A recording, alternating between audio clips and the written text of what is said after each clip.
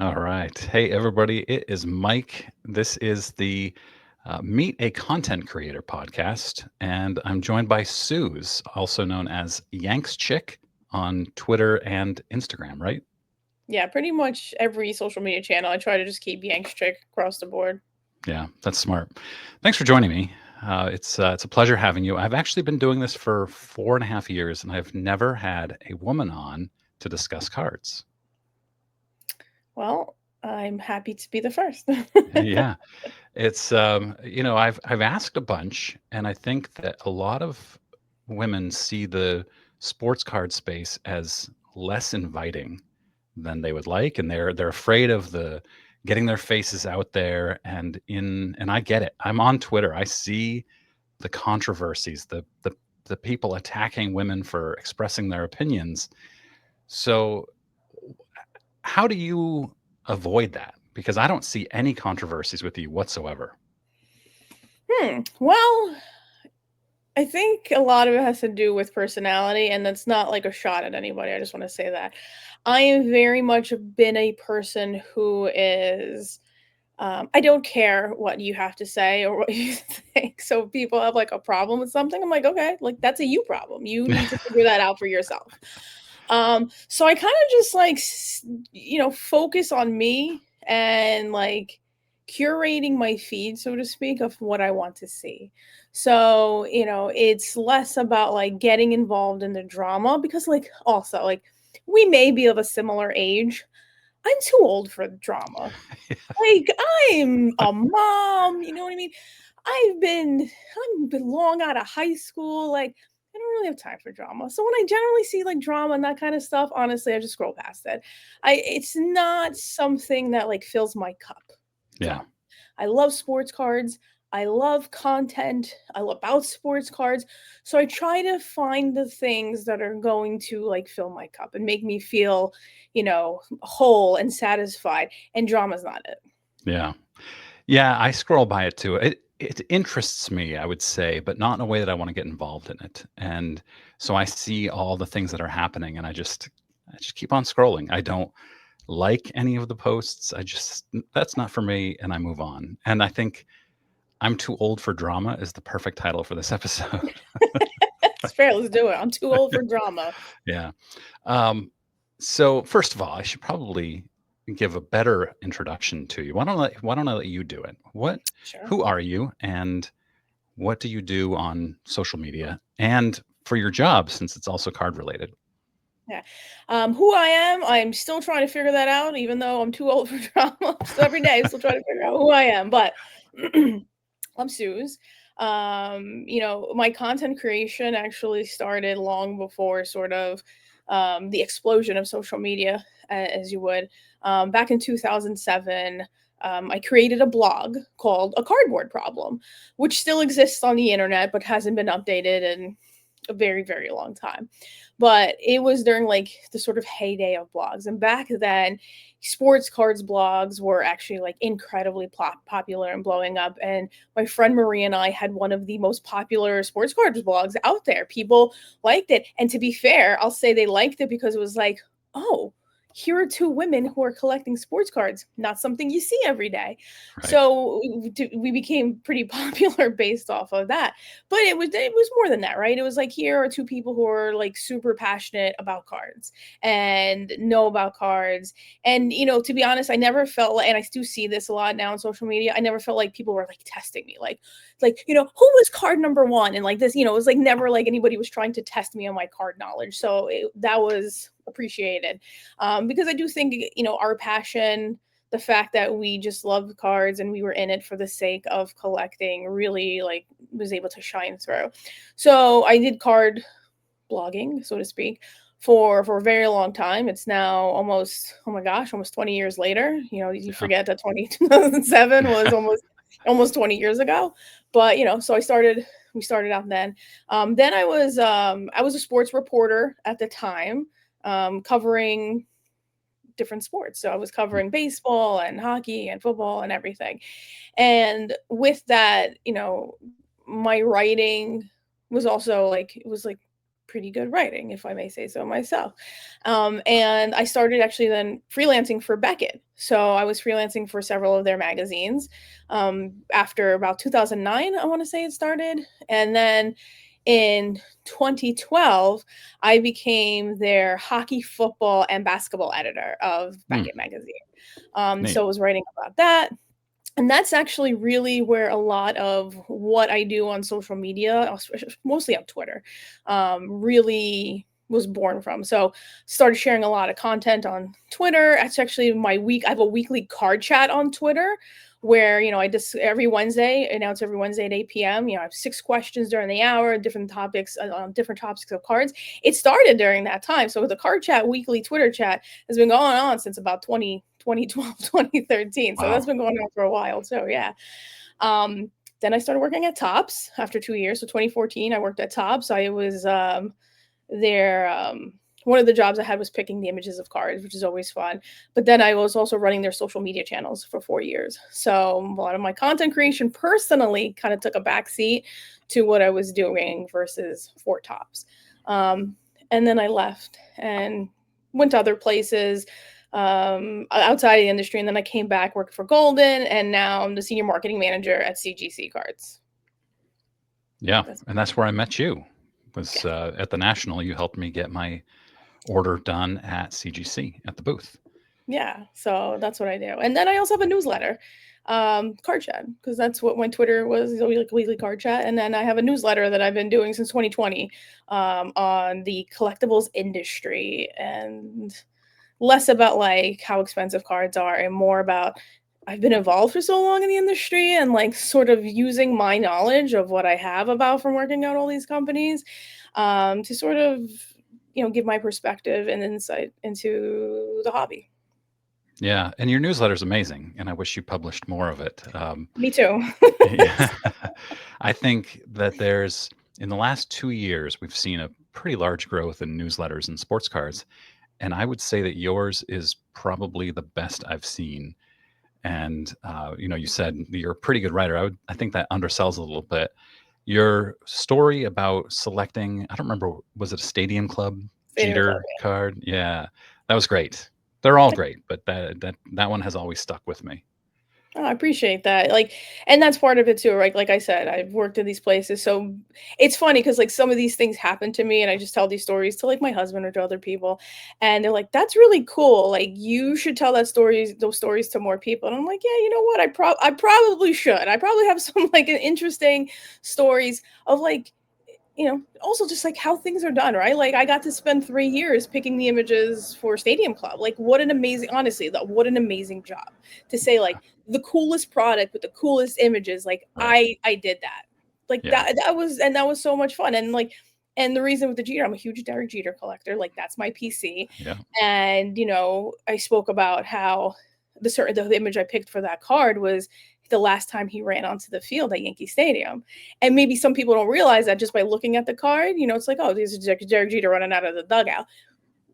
But there's a story behind that picture. And for me, that was super important because like, yeah, that's my PC. I get to do that. Like it was fun. Yeah. It's very cool. It's a very cool job. It's kind of, if you're a collector, that's kind of the dream, right? Yeah. Yeah. Yeah. Not gonna Uh, lie. Yes. uh, and when I was a kid, when did Club come out? 91. I was 12. And so it's kind of, I was approaching the end of my time as a collector in 91. As entering my teens. I stopped collecting at some point in 94.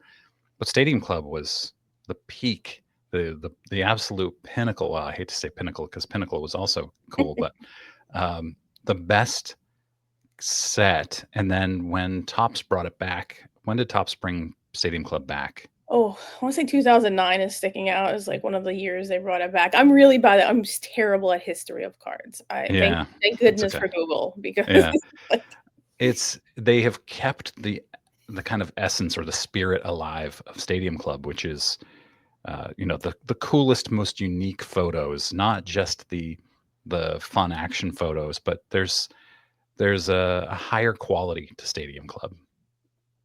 yeah, definitely. And I think that's going in when they're like, "Hey, we want you to pick the images for Stadium Club this year. Like, that's cool. And like for me as a collector, like that's a lot of pressure, right? It's Yeah, like every other product, you're like, okay, I kind of know like this is what I'm gonna go in, and these are kind of shots.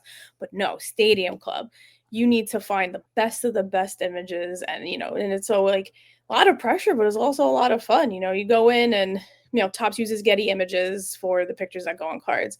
So you just sit there and like, you just scrolling till you like, oh, so, and for me, I always say like I try to look for pictures that made me feel something, sure. because like a random action shot, whatever. But like if something made me feel something, and that's when I would see that, then I'd be like, oh, okay, this is one of the options. Because and then I'd end up with like 10 tabs across like the top of my browser with like all the different images I may were like potential possibilities of what would end up on the card. That's awesome. So another thing I find really genuine about you on Twitter is that a lot of people like you or me who are posting a fair amount on Twitter are, they have the blue check mark, and there's no knock on the blue check mark or people who have it, but a lot of those people tend to, some of them, their content feels a little bit less genuine, like they're chasing views so that they can get more money from Twitter for their posts, kind of like YouTube, where a lot of people are chasing views. But you don't have that. You have 23,000 followers on Twitter and you don't have the blue check mark. So you're just doing it for the love of cards. Yeah, that's kind of been my motto. When I worked at Tops, that's actually when I got into marketing. Is actually when I was working at Tops. Um, social media, PR. I started all that really started at Tops, because prior to that, I was a sports journalist. And my goal, and I've said this a million times to whoever will listen to me, is I just want people to love cards as much as I do. Yeah. And that's still how I feel about it to this day. So for me, it's about, and it's about community. Like cards is a lot of fun. Cards are a lot of fun. But it's more fun with people, and it's more fun sharing that with other collectors. So I think that's also part of like we talk about like the drama. Like that doesn't do it for me. That doesn't move my needle. Like I want to talk about cool cards. I want to talk about things that are happening in the industry, because I do think that's important. That's where my newsletter comes in. But like I want to be able to share that with people and engage with people and just have fun. Like I don't need to make I would like to make more money in general, like in life, but like when it comes to like Twitter, I don't need to. It's always fun when you see a post is like, oh my gosh, that got a lot of views, but like I don't need that. I just Yeah. want to be with other collectors. That's what makes this hobby so much fun. Yeah. That's cool. So speaking of collecting, you are a mega Jeter collector. How many unique Jeter cards do you have? I don't know. I have a bunch I got recently that I haven't logged. So, but it's probably close to like 3,100 Ooh. different Jeter cards right now. Yeah, I recently got a. I was at my local card shop and they're like, "Hey, we got some really cool Yankees cards that came in. You want to check this out?" I'm like, "Yeah, sure." So I'm going through the box, and as I'm pulling out the Jeter cards I don't have, and there's still like a whole row of Jeter cards in this box, and I'm looking and I'm like, I'm about half and half of like what I don't have versus what I have, and I was like, here's a crazy question. I'm like, how much is for all of them? I'm just gonna take it all. I'm not even gonna look through them. And they gave me an amazing price. And I was like, yeah, sold, let's do it. So I have not logged probably about 100 different, it was like Wow. 100 more cards. Haven't really gone through them all to see what I have and don't have. But it's probably close to about 3,100 right now. So when you're doing that, where are you logging your cards? Is it TCDB or is it a spreadsheet? So right now everything's on Google Sheets. I'm Yep. slow, and I only have a have list because Derek Jeter has like 25,000 to 30,000 different cards, Yep. which is I'm never going to complete that. I've come to accept this a long time ago. I'm okay with that. But the problem with that is like I don't have a want list, and I need a want list. And so I've actually been going into trading card database to create a want list. So I one day, not too long ago, a couple months ago, went into trading card database and to literally clicked on all Derek Jeter cards and said, "Put this in my want list." I thought I broke the site, by the way, because then I get like it was like a screen of death. It was like this application. I was like, "Oh no, don't tell anybody I broke the site." So now I've been slowly going through and putting all the cards that I have in my have list, so Yeah. on that site, and then I will go through again and remove everything I don't want. Because, like, to be honest, like, I love autographs. I will buy them, but they're not like the chase for me. I really want like base and inserts and parallels, like really cool cards. So then I'll go through and like remove the hits, so to speak, and like just the cards I wouldn't be chasing. So I will one day, not probably anytime soon, but one day have like a definitive want list. Yeah, so I also track mine in Google Sheets, and there are so many different places where you can track your collection, and they're all way too complicated for me. I need something very simple, and I don't want to spend $20 a month to track my collection. And I think TCDB keeps it simple. I haven't used it extensively, but that's probably the closest to what I'd be looking for. Is this uh, the simplicity of it is appealing to me. Yeah. Maybe because I'm a simple man. I don't know. No, I actually that's one of the reasons I liked it too. But what actually had happened was, for years, way even before I was working for them, I was actually keeping my Jeter collection in Yeah. Beckett's database. Like they have it, their database is incredible for cards. Yep. And when I'm looking up cards, like generally they're one of the first places I search. And if I can't find it there, then I'll go to TC. This one, I just say trading card database because I constantly want to say TCBY, and like most people probably knows what that is. So it's like, I was just thinking, I was telling somebody about TCBY just like 2 weeks ago, and they were like, there were frozen yogurt places all around the country. Yeah, they were everywhere. yeah. So that's why I'm like, I just don't use their initials because I always want to say TCBY. So, and in Beckett, like I had my whole Jeter collection, and then one day it got wiped out, and I was very upset naturally because it was like all this work, all these years of logging in my cards, and now they're gone. So it's actually why I use Google Sheets while I'm still relying on Google. But in this case, like, I'm less concerned about Google going away one day than I am about like a third party website Yeah. going away. Yeah. So what is your favorite Jeter card that you own? Yeah, I mean, Not the most valuable, just your favorite one. depends on the day you ask me. So today it will be, it's always going to be up there for me. 2014 Tops Update, like the all-star sort of subset in Tops Update, because that was the first card that I got to pick the image for Yeah. Derek Jeter on a Tops card. So that to me will always be like number one. Not And always number one, but like I said, depends on the day. It's always in the top five. do you So have each of the variations of that one? don't, and that was something, it is on my eBay want list. So like every day, I check my, when the emails come through for eBay, I check my little search. It's like, oh, do I have, anything that I don't have has popped up today? So I do not have the rainbow for that, which is actually quite disappointing because I only realized that like maybe like a year ago. That was like, why did I never? Because you know what? Even though I collect Jeter, I've never been like a rainbow person to be like, I need every parallel of everything. And then I was like, but why didn't I collect this rainbow? Having said that, I do have the clear variation, which my husband had bought for me for like an anniversary present one year. So I think that's why I was like, once I had it, because those are numbered to 10, I was like, well, once I had that, like I didn't really feel the need to chase every parallel, but I have a bunch of them. Thankfully, the rainbow from 2014 is like 8 cards and Right. not 67. Yeah. And it's gotten infinitely more difficult to be a super collector of a player now, especially a player like Jeter, who is going to get a ton of cards every single year, making it far more difficult for you to ever complete collecting them, right? Yes, but I've also like I have a hierarchy of cards, if you want to say, of like what my focus is on collecting his cards. Would I want to complete every card he's ever owned? Yeah, but that's not realistic. Yeah. So for me, it's like 92 to 96, which are his like rookie minor league prospect years. Like that's number one. So it's like if you have a choice, like here's a card from 1996 versus a card from 2015, I'm going to pick the 1996 card. And then it's his playing years. His playing years again will always come before like anything from like retired times.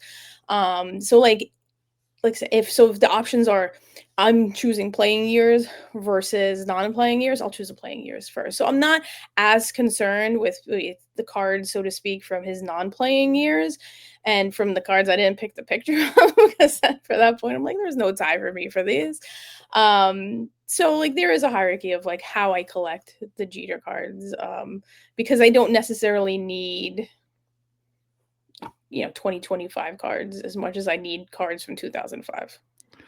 Yeah, that's exactly how I feel. I'm a Red Sox fan. I'm a Pedro collector. I wouldn't call myself a super collector, but I love Pedro Martinez, and I actually don't care to ever have any of his post career, actually his post Red Sox cards. I like his Expos, his Dodgers, and his Red Sox cards, and then after that, I have no interest in having them. Um, and Pedro has far fewer new cards coming out than Jeter. I guess that's the Yankees dynasty benefit. If you love any Jeter cards, you're going to get a lot of them because they were massive in the 90s and early 2000s. Um, so yeah, I'm looking for 1990s and early 2000s refractors of Pedro, and then I don't know 900 or so unique Pedro cards leading up to before 2005. That's awesome. Yeah. Don't tell anybody, but I like Pedro too. But don't What? not to collect his cards. Just to be clear. But I do. I actually, when I was a reporter, and we mentioned before, I covered the Phillies, and he played for the Phillies for one season. And like as I'm like interviewing and stuff, I'm like, gosh, I really like him. I don't like it makes me mad, but I kind of like him. Yeah, the Pedro Yankees moment in 2003 was epic. But I was at game 7. you were at Game 7? Yeah, when Aaron Boone hit that walk off, I was at that game. Yeah, I think Red Sox fans are kind of enjoying the Aaron Boone comeuppance now I'm because not. he's kinda hated by Yankees fans and by Red Sox fans. Yeah. Yeah. I mean, it was probably the best game I mean, I've been to a lot of crazy games, and it was probably the best game I've ever been to in my life was that 2003. Like, just the sheer euphoria after that game was gosh, it was insane. And, I could still picture because I was the Yankee Stadium bleacher creatures. Like I was a bleacher creature, and I could still picture like in my mind. I just see it like it was like a movie in my head, and I just see that ball the way it just flew into the night. That home run. Me too. It's not a great memory for me, but they got, payback Yeah, next I year. don't think about the next year. I blocked that. That one's blocked from my memory. I'm sure. Yeah, so, shoot, what was I about to say about that? Oh, yeah, so I like Mariano Rivera. Me too. Not supposed to, but I've talked about this a few times on my channel. Mariano Rivera was always hated as a Red Sox fan. You kinda had, like we have to hate Jeter, we have to hate LeBron James, these guys that have beaten our team. We hate them.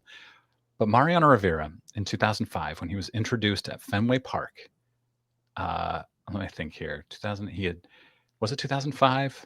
He had given up the game-winning hit in 2004, and then he was being introduced at Fenway Park, and the crowd booed him, and he smiled and tipped his hat, and the crowd went crazy. Like that's most guys don't like that. They get upset about it, and he thrived on it, and that changed. I think that changed millions of Red Sox fans' opinions of him. Like, okay, he's cool. Yeah, I mean, you know, he's just like, he's always struck me as this guy who's like, he's living his best life, Yeah, he's lived this absolutely incredible life, who's like, and you know, you don't boo nobodies, right? Isn't that what Reggie Jackson said? that's You don't boo exactly right. nobodies. That's So exactly right. Yeah, it's a classic Reggie Jackson quote. So, what about a Derek Jeter card that you don't own outside of the 2014 Topps Update Rainbow that is your number one target? hmm. So there's two on my list, but I'll go with a 96 Topps Chrome Refractor. Don't have it. I've come close a couple of times to like, I remember the last one popped up on eBay, and I was like, I'm gonna put my snipe in. This snipe is higher than the last ones that sold. Like, I'm gonna be the top bidder because this card in this grade has never sold for this price, and I didn't win. That's got to Turns out I'm be not the only one. it's got to be $1,000. Yeah, even I forget it was like I think it was like an 8 and like it went over $1,000 and I Yeah, bid over $1,000 thinking like, yeah, okay, like this is my shot. sure. And like it was one of those where like somebody bid just more than me, so like my bid was like incrementally like the bid was just over my, but who knows what that person was also willing to Yeah. bid. Yeah. Yeah, so I know I guessed $1,000 because I also collect Nomar Garcia Parra, and his 96 Topps Chrome Refractor is very expensive.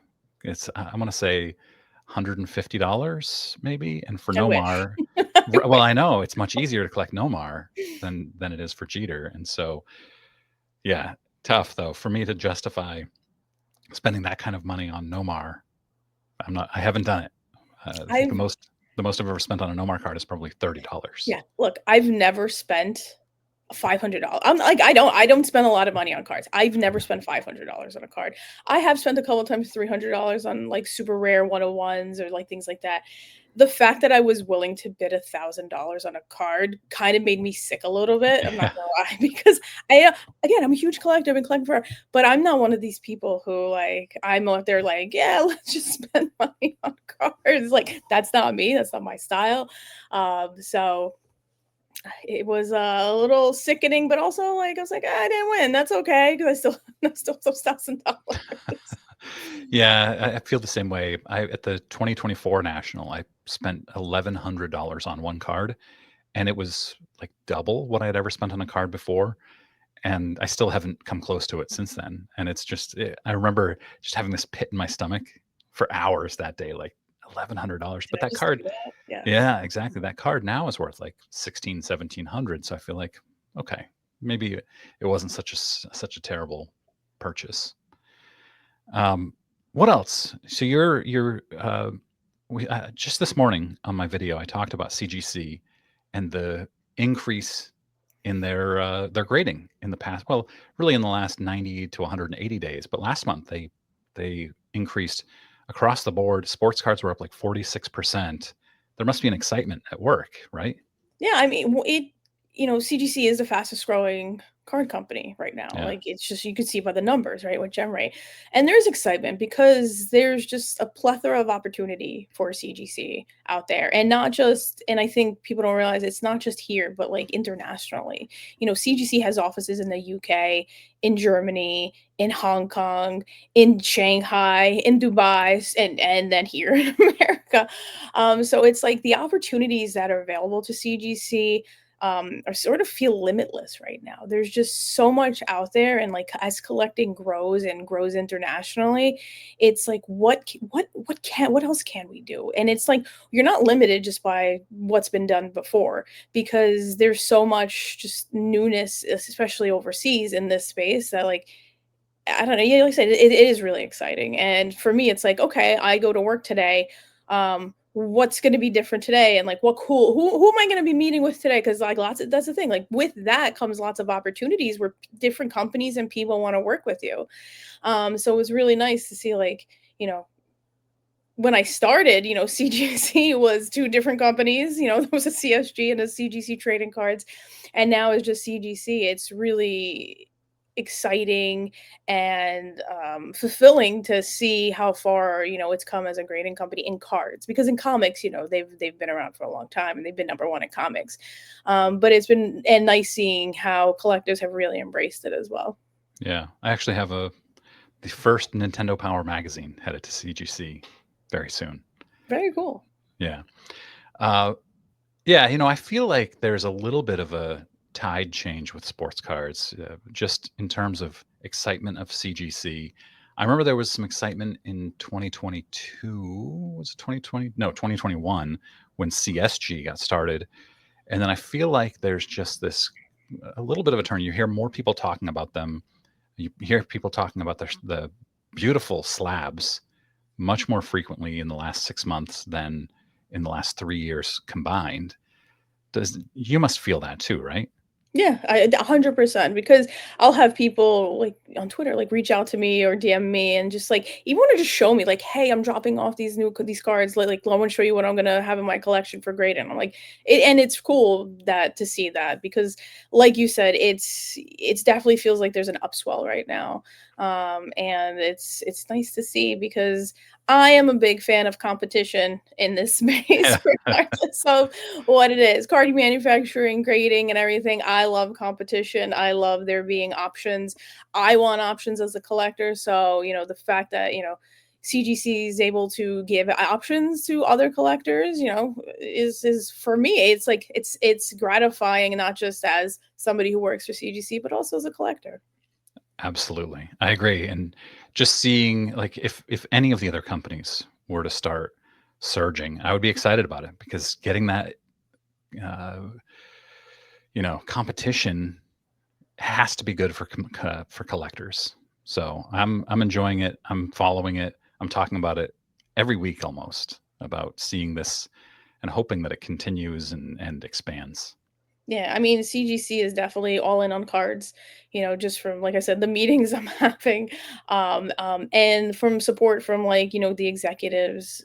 They are all in on cards because they see the growth, they see how far it's come, they see not just the growth, but then the opportunities that are available and just what's happening, and they're in. So it's not as though, like, anybody has to, like, oh, but, are they going to be around? Like, CGC and the company as a whole has been around since, I should probably know this number, and I want to say 1987, because when they started grading pay me paper money and then coins. But CGC then has been around since 2000, grading comics. Yes, they celebrated the 25th anniversary this year. So it's also not one of those things where collectors are like, well, are they going to, how long are they going to be around? Is this going to be one of those companies who, like, gets real hot for a minute and then goes away? No, it's not. Like, they're here. They're not going Yeah. anywhere. Yeah, and there are a lot of those too. Like I just saw a Cooper flag card fresh out of the pack was graded by a company that I'm not going to name here, but it went viral because it was already graded and people got excited that wow, this Cooper flag card's already graded. But it was I think the guy who pulled it from the pack just graded it and slabbed it in his own basement maybe. Nice. Uh, and there are a lot of those and people get excited about them because it's only $8 per card or $6 per card to grade, but people aren't considering that it's not a legitimate company. Yeah, And I mean, they're the one sorry about that. no, go ahead. Was it well, the one thing I know, and I can't speak for other companies, but I can speak for CGC in the sense of what they have to do to be a grader. This isn't like, it's like, yeah, okay, I'm gonna, oh, I think this card, I look at it, I think it's, I think this is a nine. I'm gonna slap it a nine in my basement. But when it comes to being a grader at CGC, like, there's extensive training and education that's happening. So it's not like somebody can just show up and be like, and we've been looking for graders because of how busy we are. But it's not like I'm gonna apply to be a grader and then you're like, okay, next week you're grading, let's go. Like, there's an actual, like, training that's involved that you have to go through, like, process. And then months down the line, like, okay, you've now been promoted to a grader because you've been able to go through this training. And what's important is it's not just one person that does, like, essentially the grading at CGC. There's always two people who are looking at the card. And if one person is like, okay, this, I went through everything, all, like, edges, corner, surface, everything. I think this is an 8.5, and somebody else look at, then it'll go through, like, the second person. They have to agree on the grade. Otherwise, like, then they have to talk about it and figure out, like, where are we seeing something different. But two people look at the card and have to agree on the grade for it to be able to get the grade that it gets. And Yeah. I think that's important too, because it's like, it's not just my opinion. And I get it, I know how people think about grading was like, it's subjective. But the fact that it's not just one person's opinion, and, going through multiple graders to be able to come to that conclusion, I think is important too. Yeah. Well said. I love that about CGC. I think that they're more transparent about the grading process. In fact, you can put people through the grading process. I remember last year, 2024, you had that at the National. My friend Orlando went through it. Orlando of A Collector's Dream. Yeah, it's a really cool thing. Yeah, and I think that was something that for me was very important, that transparency and education, because, like, we've done YouTube videos too, and one of them is like, how do graders grade your cards? And it's actually probably one of our most popular videos because that's what people want to know. What is he? How does CGC grade my cards? It goes through, like, the YouTube series called Grade School. So it goes Yeah, through, like, okay, and this is how we look at like, specifically, like, this is how we look at edges, and this is how we look at surface, and this is how we look at corners for sports cards, and this is how we look at corners for TCG, because there is a difference. So there's going to be more of that coming next year, more of that sort of education and transparency, because that is important to CGC to say, we're not like the Wizard of Oz. There's not, we're not going to have a big curtain and never let anybody see what's behind the curtain. yeah, that's cool. Well, Suze, where can people find you? So Twitter or X, I don't know what kids call it these days. Yeah. Twitter at Yanks which is the name is on the screen there, YANXCHICK, because I'm a Yankees fan. Some people don't pick up on that, so I'm just saying it's like the edgy way. Because I'm old, remember? I'm old. I was born in the 80s, so it's the edgy way to say Yanks as opposed to YNKS.